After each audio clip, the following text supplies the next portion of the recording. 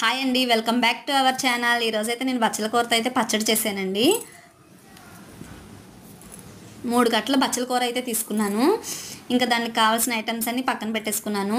ధనియాలు, శనగపప్పు, జీలకర్ర, ఎండుమిరగాయలు, ఒక నిమ్మకాయ సైజ్ అంత చింతపండు కూడా నానబెట్టి పక్కన పెట్టేసుకున్నాను. ఒక ప్యాన్ పెట్టుకొని ఆయిల్ వేసుకొని ఫస్ట్ ఎండుమిరగాయలు అయితే ఫ్రై చేసి పక్కన పెట్టేసుకోవాలి. అదే ఆయిల్లో మనం ధనియాలు, శనగపప్పు, జీలకర్ర కూడా వేసి కొంచెం ద్వారగా ఫ్రై చేసి పక్కన పెట్టేసుకోవడమే.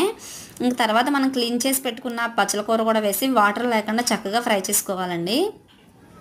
ఫస్ట్ టైం అయితే చేస్తున్నాను. ఎప్పుడు కూడా తినలేదు, చేయలేదు కూడా అండి. బచ్చల కూరతో ఏం చేయాలో కూడా నాకు తెలీదు.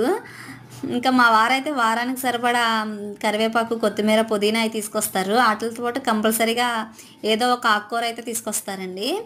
ఈసారి అయితే ఎప్పుడు తోటకూర, పాలకూర అవి తీసుకొచ్చేవారు. గోంగూర అయితే ఎప్పుడు తెచ్చుకోవాలండి, చాలా తక్కువ. ఈసారి అయితే బచ్చల కూర అయితే తీసుకొచ్చారండి. చూడడానికి అయితే చాలా బాగుందండి, ఫ్రెష్గా ఉంది. అది ఏం చేయాలో తెలియక ఫ్రిడ్జ్లో పెట్టేశాను. అది తీసుకొచ్చి కూడా 3 రోజులు అయింది. ఇంకా సర్లే యూట్యూబ్లో చూస్తే నాకైతే పచ్చడి అయితే కనిపించిందండి. కర్రీస్ కూడా ఉన్నాయండి, టమాటా వేసి కర్రీ అవి కూడా. సరే పచ్చడి చేద్దామని పచ్చడి అయితే చేస్తున్నాను. సేమ్ ప్రాసెస్ అంతా మన గోంగూర పచ్చడి స్టైల్ అండి.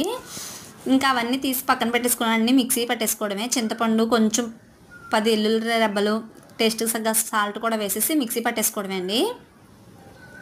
ఇంకా అదే ప్యాన్లో మనం పోపు కూడా పెట్టేసుకోవడం అండి. పోపుకి ఆవాలు, శనగపప్పు, మినపప్పు కూడా వేసి ఎండుమిరగాయలు, కరివేపాకు కూడా వేసి లాస్ట్లో కొంచెం ఇంగువ కూడా వేసుకుంటే టేస్ట్ చాలా బాగుంటుందండి. బాగా వచ్చింది. కాకపోతే గోంగూర పచ్చడికి దీనికి డిఫరెన్స్ ఏంటంటే గోంగూర పచ్చడిలో మనం ఆనియన్స్ వేసుకుంటాం, ఇందులో వేసుకోం, అంతే అండి. ఫస్ట్ టైం చేశాను కానీ చాలా బాగా వచ్చిందండి. మీరు కూడా ఒకసారి ట్రై చేయండి. కాసేపు నూనెలో ఫ్రై చేసుకుంటే అయిపోయింది, మన పచ్చడి రెడీ అయిపోయింది. నా వీడియో నచ్చితే సబ్స్క్రైబ్ చేసుకోండి.